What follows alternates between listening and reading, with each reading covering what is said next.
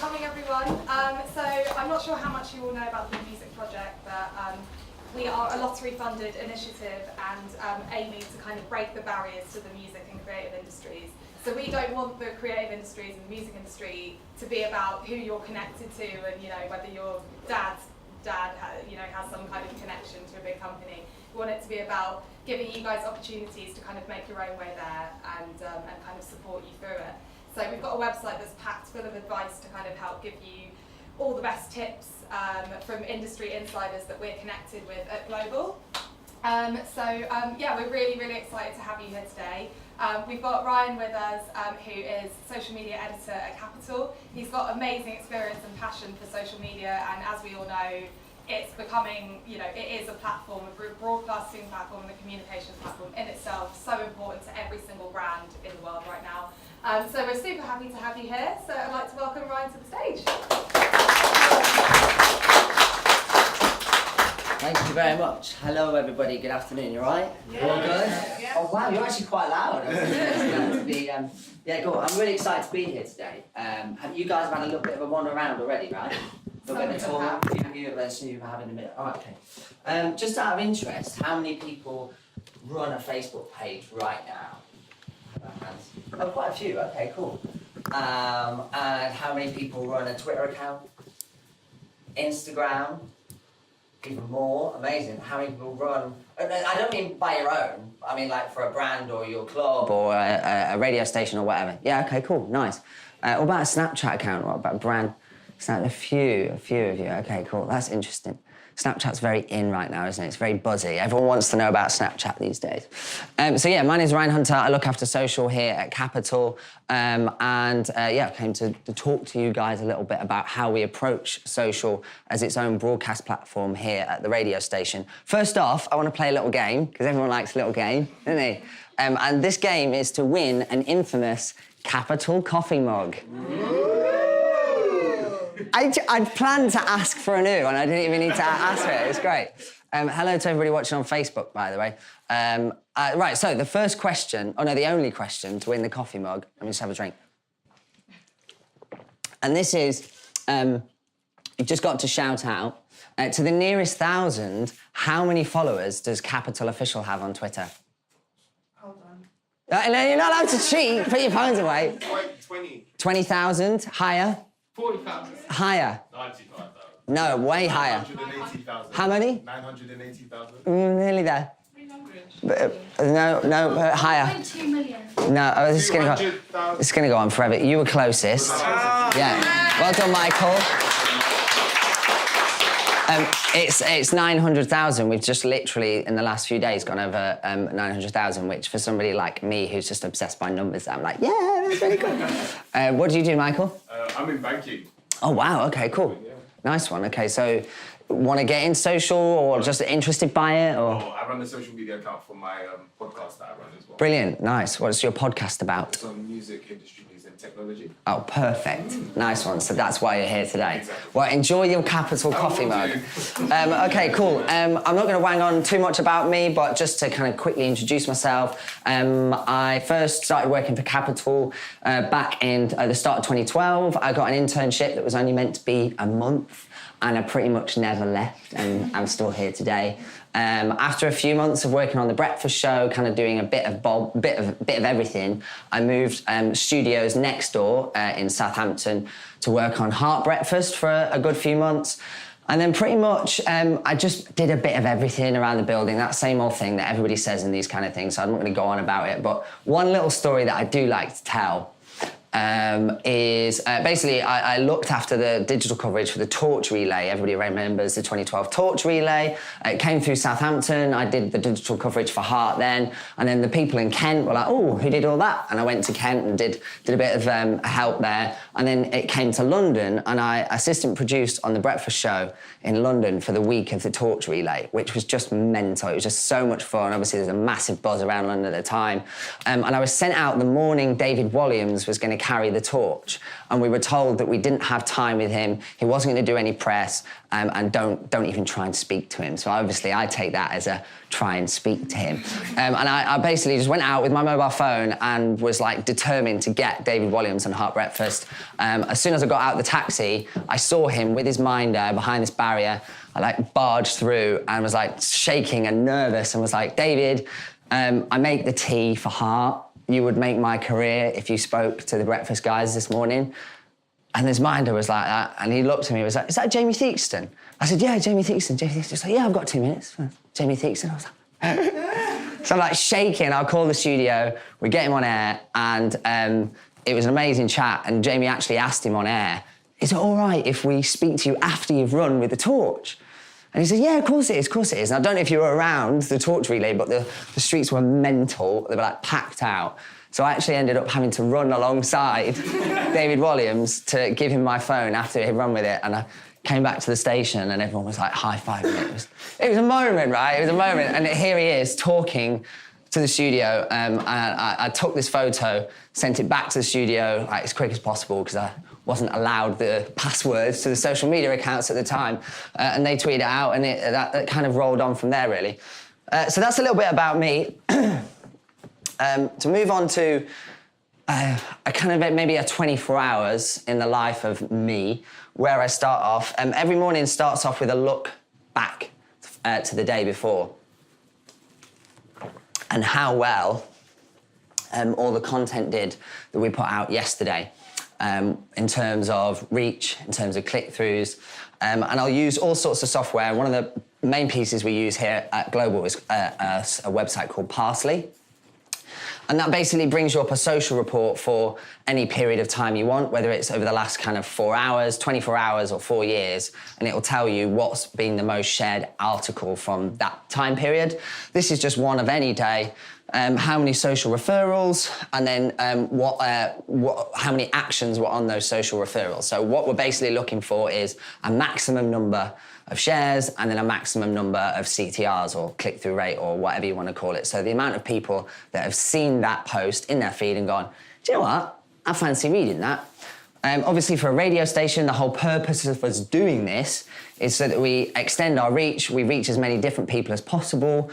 They may potentially click through to the website, they might download the Capital app, to which we can bring them on board as a Capital listener. We can make them love our radio station so that when a thing called Radar Diaries gets sent round and we come knocking on your door and go, hey, do you listen to Capital? You go, yes, I do, I love it. And their website and social media is great.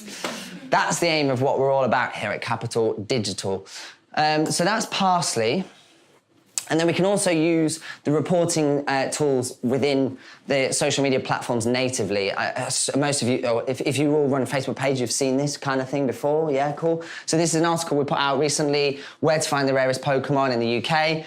Gives you how many people you've reached, how many comments, how many shares, how many click-through rates, and then there's a whole host of things that you can kind of try and spot trends and go, okay, so that's done quite well. So maybe today, what's the kind of next advancement of the Pokemon story in the UK right now? People wanting to know where is there another kind of angle or twist we can do to kind of advance the story, get more people coming through to the website and experiencing our brand. So that's the example of how that article looks on Facebook. This is how it looks on Twitter. So you notice there's massive numbers on Facebook. The numbers are not as great on Twitter, but that's simply because of the platform that it is. Your reach on Twitter, usually 9 times out of 10 is nowhere near as big as Facebook. Sometimes with certain artists, we experience more engagement on Twitter than we do on Facebook, which is really weird. Does anyone want to guess what particular artists or groups that we might experience that with? Kanye, not really. Potentially, I'm not off the top of my head. One of the Fifth Harmony is some of that. Fifth Harmony, huge, active American fan bases, that don't necessarily like the English UK capital Facebook page, but they've followed the UK Twitter account. It just seems to ping off on Twitter and then not so much on Facebook. So it's interesting to spot trends. So that's Twitter, and then I also use. This is the morning of my normal day. I'll then go and see what fan groups and fans are talking about from the last 24 hours. Some of our biggest successes are from user-generated content, which is basically you go and watch Kanye West perform tonight. You snap him, film him, tweet him doing something absolutely mental on stage. It goes up on your Twitter account. The best way of us finding it first is having a list of all the biggest Kanye West fans and being able to search them quickly in one place.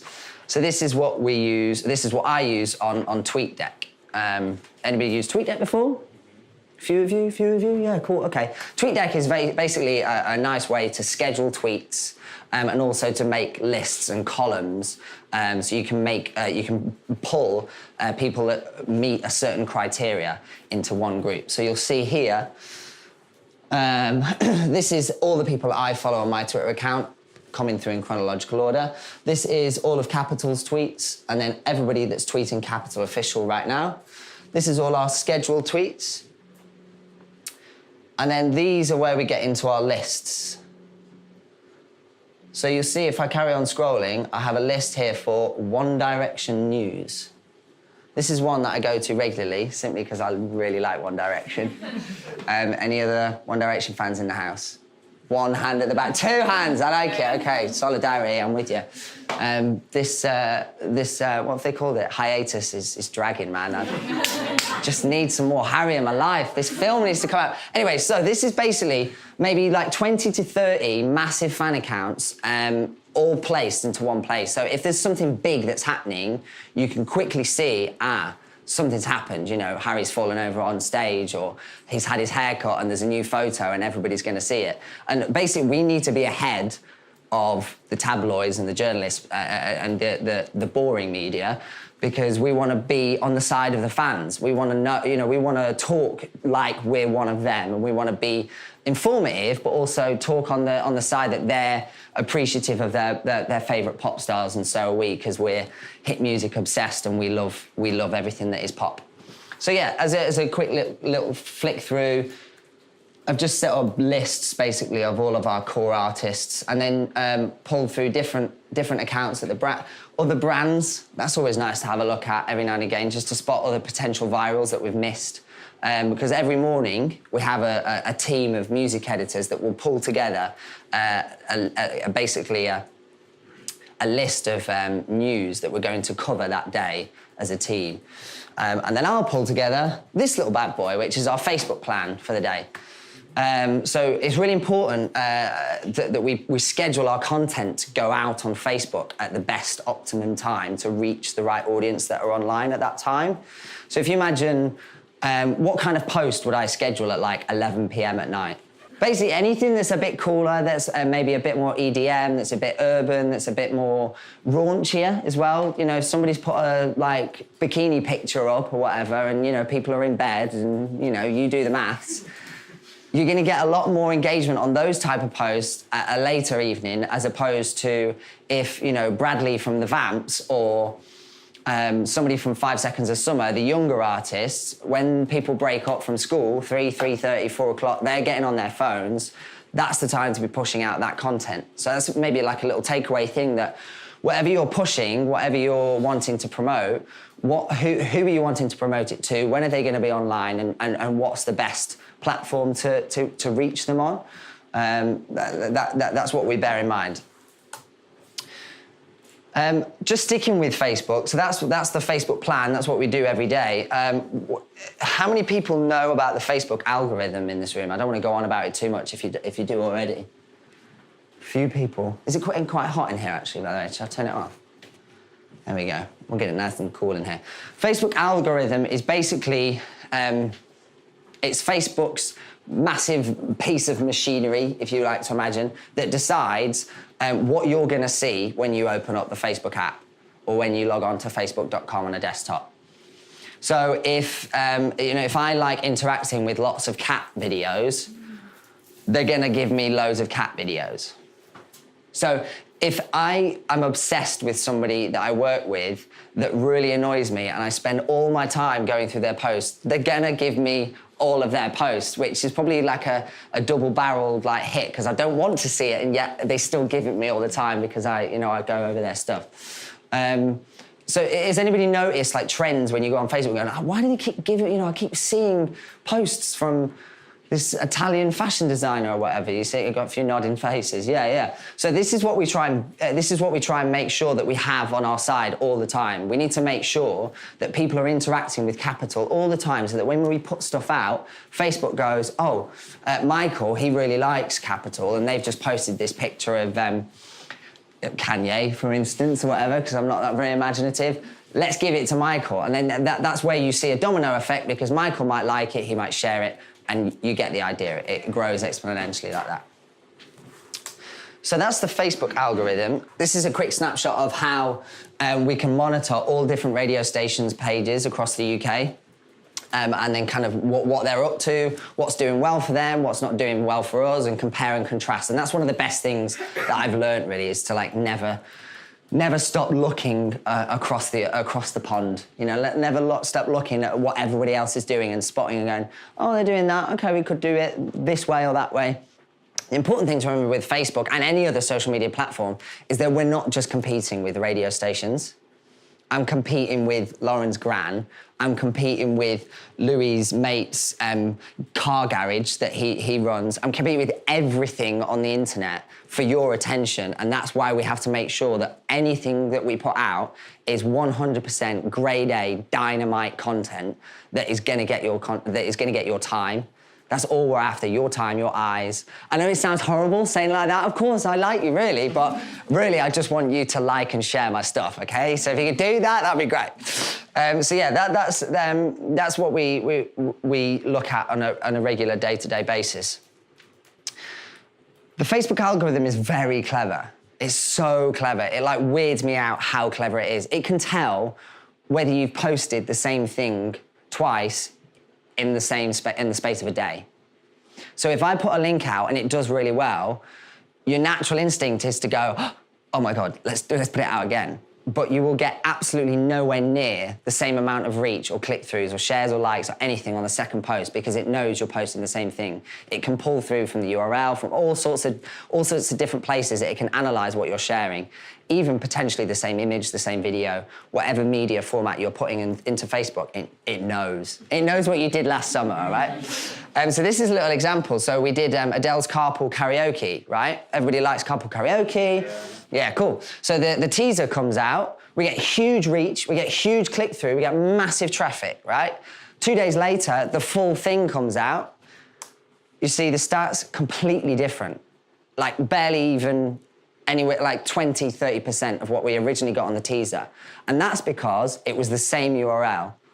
And it was the same page, and Facebook's penalising you because it's thinking you're spamming your page and your followers, and it doesn't want to spam users of Facebook. It wants to know that you're giving them fresh grade A content every time. So how do we overcome that? Well, when the teaser video for Coldplay comes out, we get a nice reach, we get a nice click-through. Second time, we do a new page, a new URL, we trick the Facebook algorithm, and we have massive success with the actual full video, and we get 2 bites of the cherry. 2 bites of the cherry, 2 bites of the pie. Is that the saying? Oh, whatever it is. You'll follow me though, right? Yeah, cool. So that's the Facebook algorithm. Moving on to how do you get people's attention when you obviously you're scrolling through, what they see there is so important. There's so many different things you can do to affect people wanting to share, engage with your post. And one of those, if it's an article, is writing the headline. People had to write many headlines before. Maybe, yeah, cool. You're at the back. What headlines have you had to write? That's putting you on the spot now, isn't it? Boring ones, exciting ones? I'm studying journalism, so we have to write headlines for everything. Okay, cool. So you're studying journalism, you have to write headlines for everything. So when you're writing your headlines, are you writing them for what value? Are you writing them for social, publication, print, SEO value? What kind of, or are you just kind of writing at broad base as many kind of things you can tick off in one headline? if we're putting it on Facebook or Twitter, you have to write different headlines for different days. Yeah, cool. Absolutely. Yeah, fantastic. Yeah, so there was a guy, one of the nicest, like, you can go onto Google and you can write how to write a good headline. And yeah, it's all good and there's some great stuff there. One of the best pieces of like research and one of the best blogs I've read is by Steve Rayson for BuzzSumo, who spent like weeks and weeks and weeks analysing the most viral pieces of content from last year. And he put it all into all this system, and he found that there was like basically 5 components to writing an incredible headline. You don't have to have all 5 components in each headline, but the more you have, you're onto a winner. If you have 2 or 3, that's even better. Feel free to take a photo of this if you want to. But yeah, starting from the left, if you need to be able to promise. I feel like I need to smile because you've all got your photos out. There you go. Doesn't really work if you're watching this on Facebook because you can't see. Anyway, yeah, so basically you need to be able to promise me, what am I going to feel from going through, what am I going to feel after clicking this post? Am I going to be amused? Am I going to be surprised? Is it going to inspire me? Is it going to educate me? Is it going to make me cry? Is it going to leave me in fits of laughter? When you're looking at the piece of content you're about to share, what is it that you feel gut instinct? That's the best way to kind of go, right, what's the best word? Because yeah, it's all good using the generic ones and, oh my God, you'll never guess what happened next. I mean, they do work every now and again, but people get tired of the same old things. So you want to kind of keep it fresh when you're writing your headlines. What content is it? Is it a video? Is it a quiz? Is it just a series of images that you've ripped off Imgur or Reddit or wherever? Make it nice and clear and be as specific and detailed about what the actual content is. What topic is it about? Is it about Pokemon? Is it about One Direction's Harry Styles' new hairstyle? Is it about, exactly, cats and dogs? I don't know why, but whenever anyone talks about the internet, they just talk about cats and dogs, don't they? It always comes back to cats and dogs. Format, and then finally, what are you promising them? Is it a cooking manual? Is it a, 7 WhatsApp hacks that you'll never know existed? What are you going to get on the other side of this article? And then just a quick example of a headline that incorporates all 5 of those elements. 27 amazing charts that will turn you into a baking whiz. That is like textbook perfect headline that I know sounds really simple there, and you go, yeah, well, that's what I read every day on BuzzFeed. But honest to God, when you're staring at it, it's the most easiest thing once you stare at it completed and go, oh yeah, that's fine. It could take you 10, 15 minutes to really hone down each and every single word to make it as short, sharp, and punchy as possible. So you've got your format. What it is, it's a listicle. It's a series of, of points.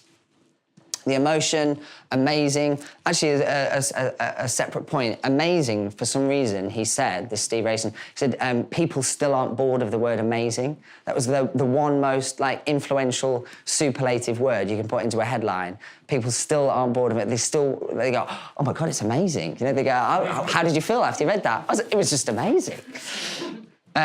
Content type, it's a series of charts. We promised to turn you into the topic of a baking whiz, and it was. I think this was BuzzFeed's one of BuzzFeed's most clicked on articles from last year, and it was around the time of what's the big bakery show, the BBC channel, Great British Bake. Oh, you try saying that, GBBO, and it absolutely fired off for them. I thought I'd go into a little bit about who I work with as well here at Global, because I thought. A social media editor these days really isn't somebody who's necessarily just sitting there on Twitter and Facebook and Instagram and scheduling until they can't schedule anymore. You are pulled in at the earliest stages of all sorts of projects and kind of brainstorms around all different variety of things. So obviously in my role, I work with the radio team, the on-air team. That's kind of a given.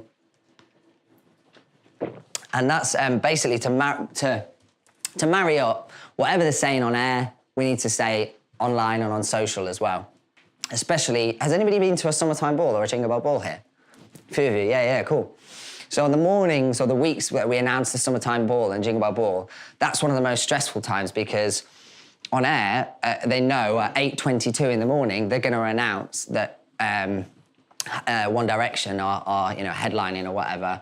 And so we need to know exactly each individual point of a radio show, what is going to be said and when it's going to be said so that we can marry up the socials at that time as well. And that's why it helps to have a bit of a radio background if you wanted to get into radio social media, to know how they schedule and program the clock of a radio show. So yeah, if you do want to get into radio social, have a go at student radio, volunteering radio, and all that kind of thing, and kind of know a bit of everything. So when somebody says, "Oh well, what kind of clock is this?" and you go, "Oh well, we get 8 songs an hour, and we do this, and we do that, we do that." You go, "Oh yeah, cool. I know all that. I'm fine with that." Right, another team I work with is commercial team. Obviously, we're a commercial radio station. We try and make money, we try and make revenue, and I work closely with the people that are selling campaigns and sponsorships and projects to all sorts of brands, from Coca-Cola to Vodafone, and they might have like competitions where they say on air, "Hey, go to our Instagram right now, screen grab a prize you want to win, repost it on your Insta with a hashtag whatever, and you're in with a chance of winning a holiday to Vegas or whatever." It sounds great on air, but there's obviously a lot of work behind it. So technically, for them to be able to come, people who are going to sell it to come to me and go, "Is this possible? How do we monitor hashtags and entry numbers? And, is it legally okay?" and stuff like that. I mean, I don't know if it's legally okay. The people upstairs that get paid a way load more money than me tell me if it's legally okay, but, we get through it together. I also work on the events team. I don't work on the events team, I work with the events team. As I said, we work on, just last week, actually, I was out in Ibiza, taking loads of photos of Martin Garrix. We did Martin Garrix live from Ushuaia. I've never been to Ibiza. I was so excited. I nervously told Martin Garrix, I was like, "I've never been to Ibiza." And he was like, "I'm going to get you really drunk." And I was like, "Okay." He didn't, annoyingly. He just went off after the gig, but that's no problem. I probably shouldn't have said that, but that's fine. But yeah, so you get to go to all these exciting events, but also you get to work on the events logistics side and kind of know you don't necessarily have to be at events to do social media around it. Sometimes some of the best social media you can do is actually as a viewer, like at the Brits or whatever. There's just live tweeting events. I'm sure some of you have done like live tweeting, the thrill you get of reacting there and then and trying to be that one step ahead of everybody, to be that first post to go, "Oh my God, Madonna just fell off the stage," and you get that first video up or whatever. I still relive that night in my head, by the way. that vine of her being pulled back never gets old. Okay, I also work with the editorial team. I basically work on the editorial team. I'm part of the editorial team, which is the people that sit and write all the exciting content that you see on capitalfm.com every day. The people that will spot the trends, the big talking topics of what's happening right now in our world of a 15 to 34 hit music lover, and go, "Right, let's do an article today about Zara Larsson kicking off on Instagram," or whatever's happening. I work on that team. Also work with external brands. So this could be anything from the commercial clients to people that want to come in and it's self-explanatory. I don't need to go on about that. I work with a lovely charity team. Here at Global, we have a charity called Make Some Noise. And we do a big week every year that leads up to Global's Make Some Noise Day. And basically each brand attacks the charity day in its own unique way, doing its own unique events. And so we'll work very closely to make sure that on social media we can shout as loud as possible. And sometimes actually working on our charity day is actually one of the hardest and challenging things to do, because you're asking people not only of their time, not only to click through or to share their articles, but to give you your money as well. And sometimes you really have to... It's a really challenging thing for me, because you think, right, OK, well, how would I be affected by something I see or something I watch or something I hear to go, I'm gonna text, I'm gonna give £5. So that's one real nice aspect that's coming up soon, actually. It happens in October. We also have TV stations here at Global. Any of you watched Capital TV before Night Out, whatever? Yeah, hand down the front, nice. We have Capital and Heart TV. We have regular takeover shows that we want to shout about on our social media platforms. Say, hey, right now, Dizzy Rascal's about to take over for an hour, playing nothing but his, favourite hits of the summer or whatever. We also broadcast our events live on there as well. And finally, stupid but more obvious one is the listeners. And this one is potentially one of my favourite people to work with, because you can have so much fun with with interacting with listeners, quite simply. Especially this week, it's been really active online because it's been half term or people have already finished for uni and stuff, and so you instantly see a lot more people reacting to things on Twitter and Instagram, and you can have a lot more fun. And I don't know about you, but even if you tweet a brand, you still get excited if they like your tweet, don't you? You still get excited, or if they tweet you back and you retweet it, like, yeah, Virgin Trains just replied to me. I'm basically verified and famous right now. Yeah, has everyone seen the story today, by the way, about everyone can apply for verification on Twitter?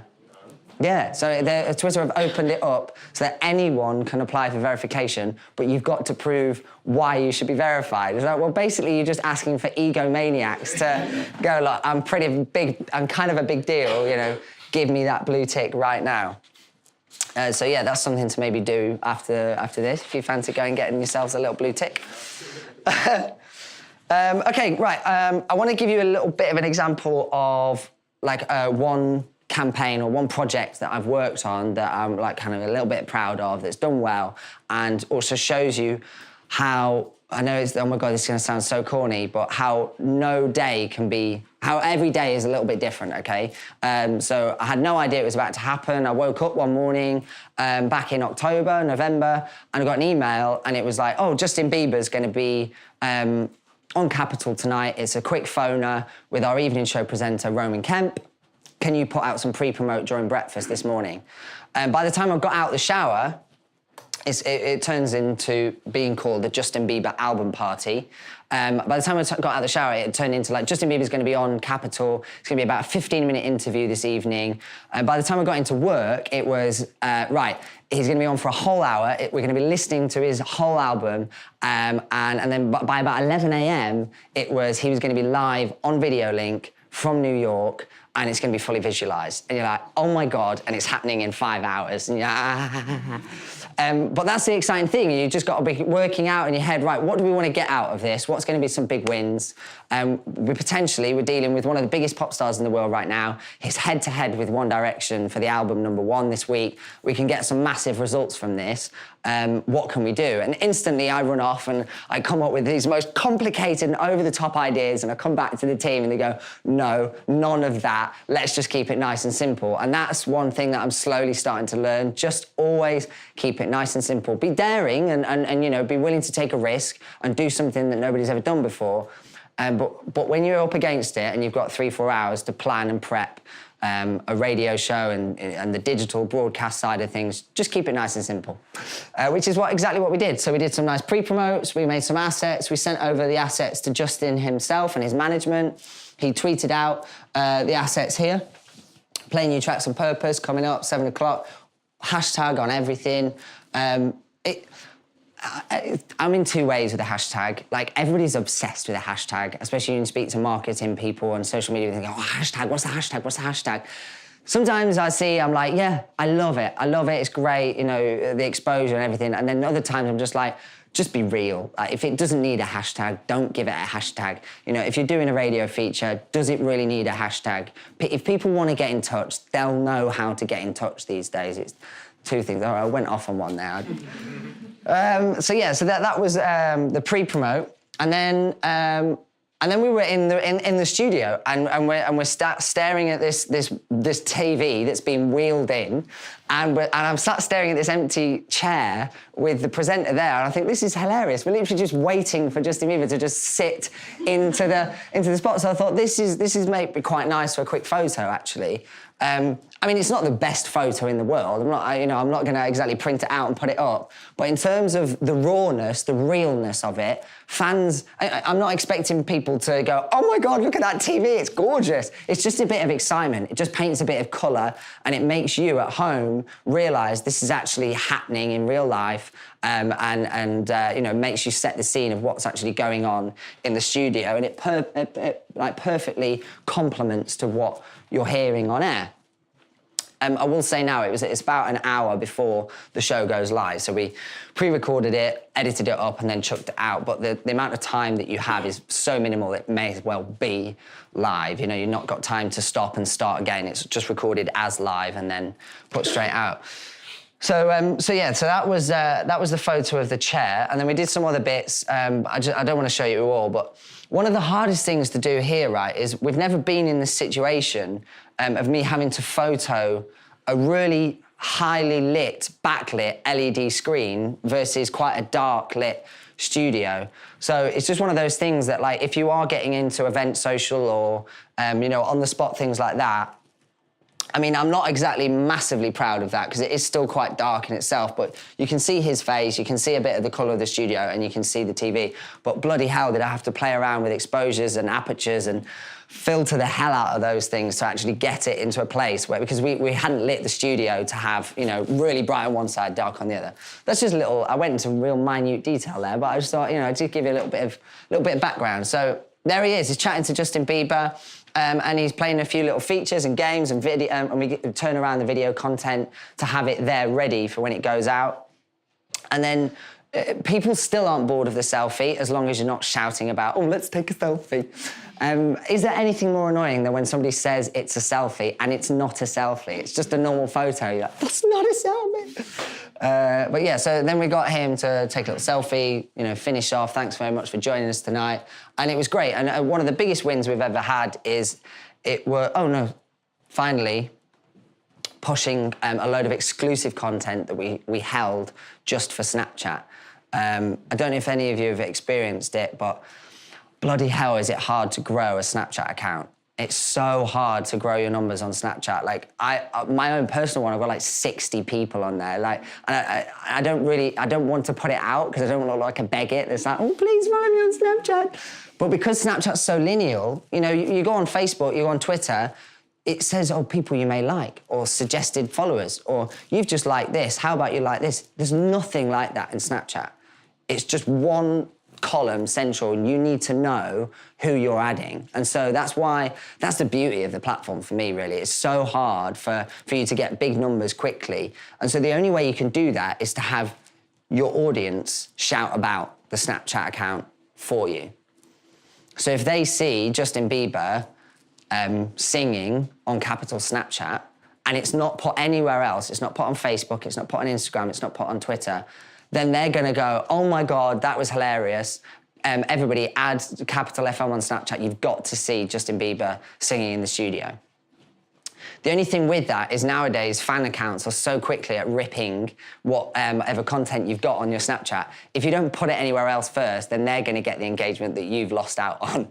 But you make the call, and you make the judgment as to whether you should put it out on Snapchat and Instagram and Facebook at the same time, and all push to the Snapchat and say there's way more to see on Snapchat, and then you still get a spike on all the other platforms.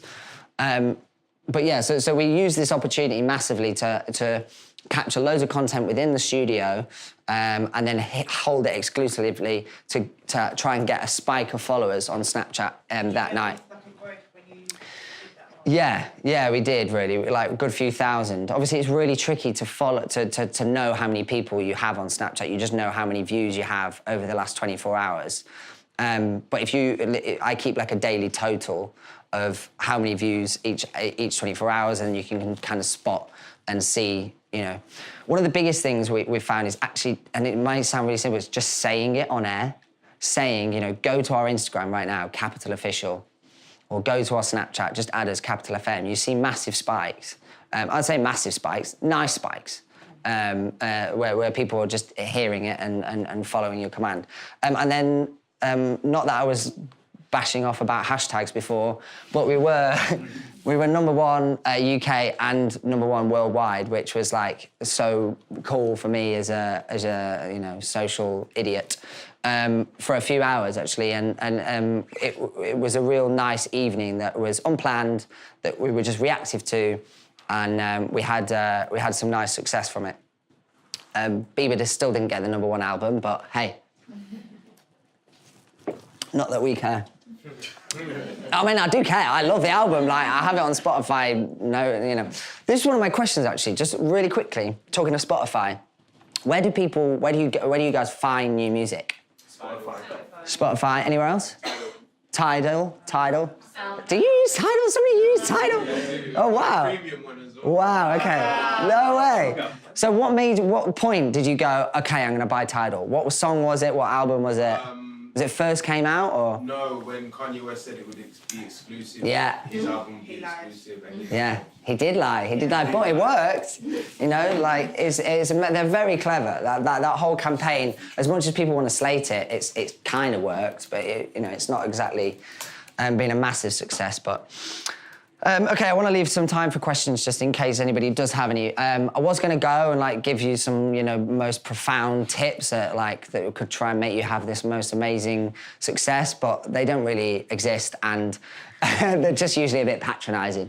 So I thought I'd give you 6 apps or 6 pieces of software or whatever that I use, not necessarily daily, but sometimes have got me out of the crap or make my life a hell of a lot easier. Some of you might already use them, some of you may never have to use them. Firstly, Twitter and Instagram notifications. Does anybody have certain artists or celebrities on Twitter and Instagram notifications? Yes, yeah, well, who do you have, out of curiosity? 5 stars, because I own a 5-star spam account. Oh, do you? Oh, what fan account is it? _5-star spam updates. Oh, cool. Nice. Well, I've probably got you in my Twitter list. No, I want to know if you do. Yeah. But I don't want to be offended if you don't. Well, I'll find out afterwards and I'll add you in if you do, if you're not in there. Okay, so I bet you have all the boys, their managers, everything, right? Yeah. So I'd like to have a chat to you at the end, actually. I've had a few owners of fan accounts come into Capital, and I've just like racked their brains, because usually the owners of the big fan accounts are the people that have those little bits of like knowledge or little tips or little ways of looking at things, or certain people to follow that go, they've always got the first, you know, picture from a stadium tour or a video of such and such. So yeah, Twitter notifications, Instagram notifications. If you're doing social media for whatever brands, whoever your big influencers are, turn on the notifications for that so that you are constantly pushed at notifications that they've just tweeted. So I'll have anybody from Charlotte from Geordie Shore to One Direction to Five Sauce to Rihanna, and then obviously all the usual boring ones like BBC Breaking and everything like that. And they're quicker than the actual apps themselves. BBC Breaking is always quicker on Twitter than it is on their app and Sky News and things like that.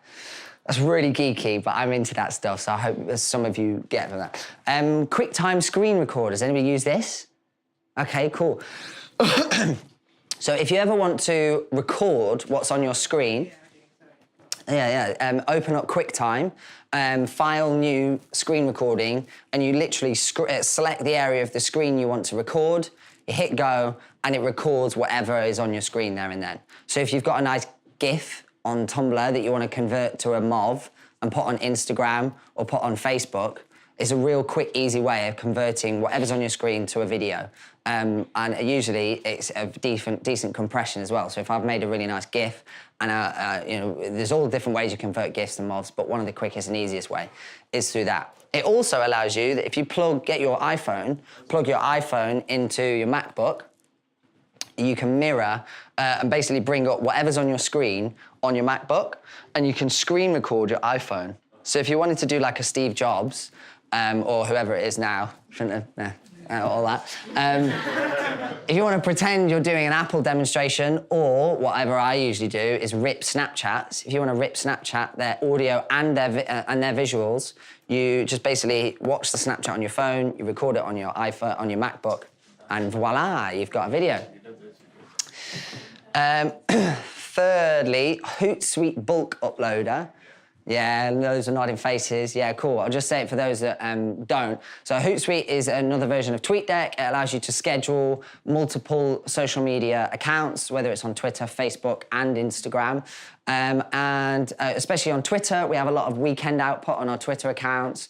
We'll schedule a load of tweets, and the whole editorial team will write hundreds of tweets, bung it into an Excel spreadsheet, upload it, and you've saved yourselves hours of copying and pasting and selecting 8 a.m. on Sunday morning, and it does it all for you. Really quick, really easy, really simple. Does anybody know about the emoji keyboard on a MacBook? Okay, I'm about to blow your minds. So if you go to anywhere on a text input for a MacBook, let's go to Safari. Let's just go there. You hold down Control, CMD, and spacebar. It brings up the emoji keyboard, and you can just select emojis and type and add as many as you want. No more copy and pasting from Emojipedia. The tech guy here is having kittens down the front. Yeah. So obviously, whenever we're posting, we always try and include emojis because that's what the young people are doing, and that's one of the quickest ways to get emoji into your text. So that's Control, CMD, and spacebar. The fifth point, Pages Manager for iPhone. So if you manage multiple Facebook pages, the quickest and easiest app to download is just called Pages. It's an official Facebook app. And it also allows you to flick easily through different pages. Even if you've just got one page, it's really good to have, because if you spot a decent picture or you want to make a post on the run, on the go, on phone, it allows you to schedule on Facebook through your phone. It's really good. Whenever I'm in bed late at night and I spot a good Instagram, and I don't want to post it now because I know I've got stuff scheduled for the evening, I can go on, because I'm sad and I have no life, I can go and schedule via my phone and select for the following morning or whatever. So Pages for iPhone is really cool. And finally, Gift Grabber. It's now been bought by Giphy, but if you search Gift Grabber or Giphy, Giphy Maker, I think they maybe rebranded it in the App Store on a MacBook. It allows you to GIF anything that's on your screen and select the area of the size of the screen that you want. The quality, you can reverse the GIF to make it like a boomerang style and stuff like that. So if you want like a quick turnaround, if you've got like a live event going on or something, and you want to make a quick GIF, literally record, select how many layers you want, and then bing it out onto social land. That's it. Thank you very much for listening. I hope I haven't bored you all to death.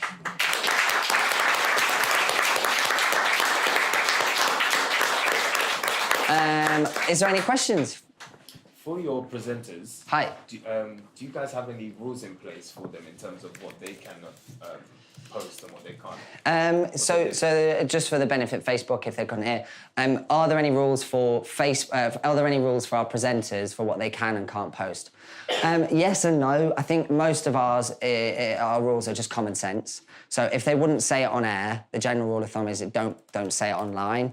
So they wouldn't go on air and start sprouting their massive political views or their extremist thoughts on breast enhancement or whatever.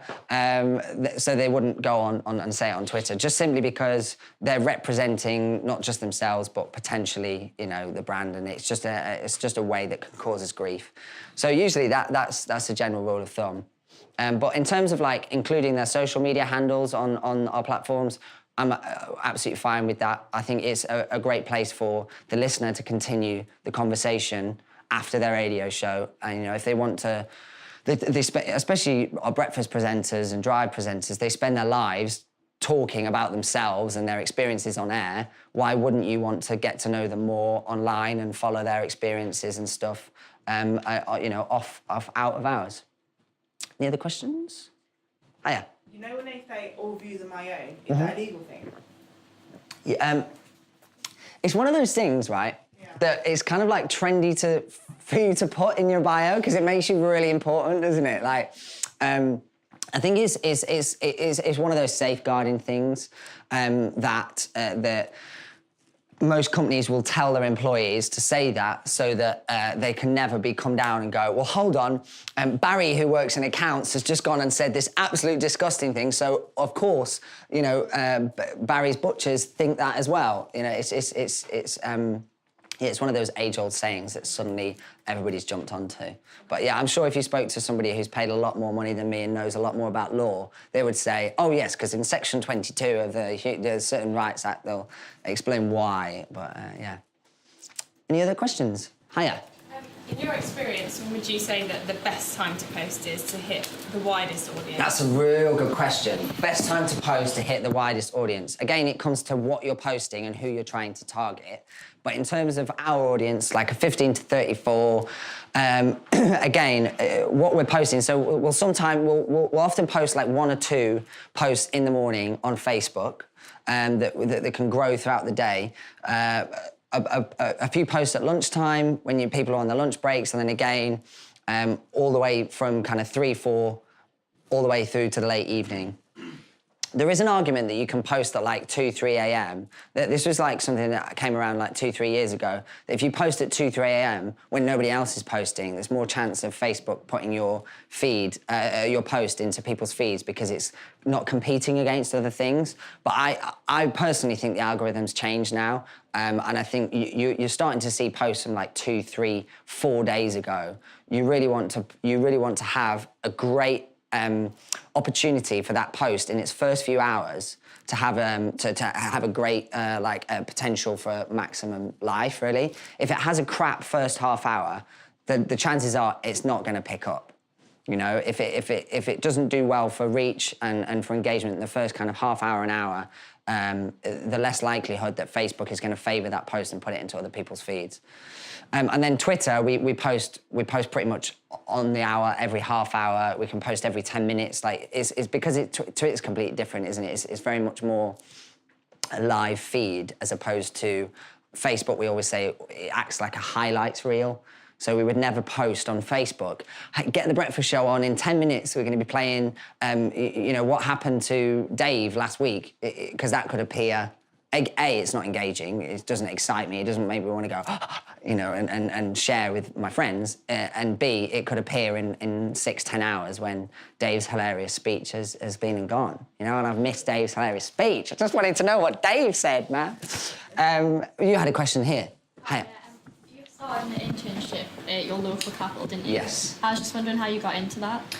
How I got the internship? Like, did you contact the radio station yourself, or? Yeah, so it was Capital on the South Coast had an internship program on The Breakfast Show where they had a new intern for every month, and the Breakfast Show presenters came round to the university to do a little speech, but also say, hey, we're doing this for the next 12 months, and we're gonna have 12 interns in the next year.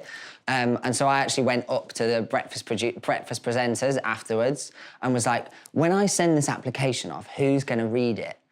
And they were like, oh, it'll be our breakfast producer. And I was like, right, what's his name? And give me 3 really weird facts that I'm going to just freak him out with.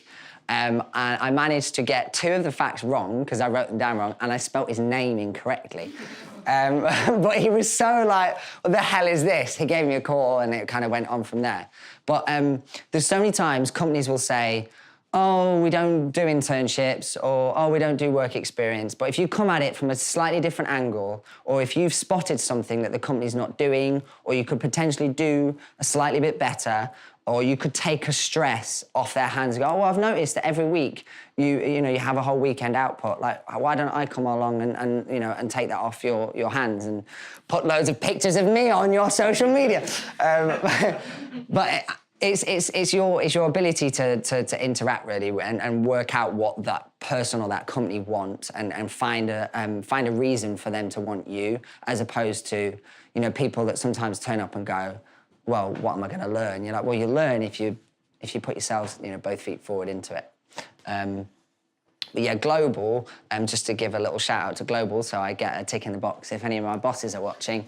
Global have a thing called the Global Academy, and if you go on to thisisglobal.com, you go onto there, and we have a whole host of internship programs and stuff. Input your details, be as specific as you want as to exactly what you want.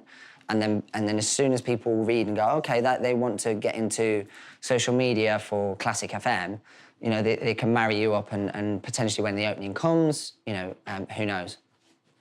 Any other questions? Like maybe one more. Hiya. What's been the biggest ever post that you've... Good question. What's the biggest post we've ever had on Capital's Facebook page? I'm going to give two, because two different formats, and one of them... Actually, I'll give one.